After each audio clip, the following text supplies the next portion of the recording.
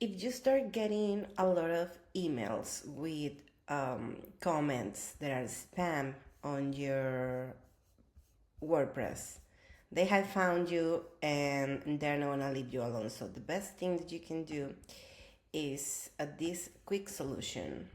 We're gonna go to plugins area. I'm gonna add new plugin, and we wanna search for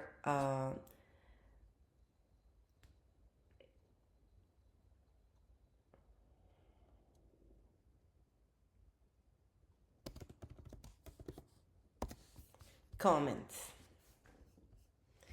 And the one that I like is this one, disable comments, remove comments. You can always kind of trust a plugin if you see it has a lot of installations and good reviews.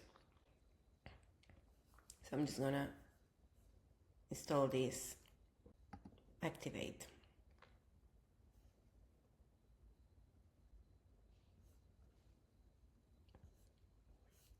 And let's look for it. Comments.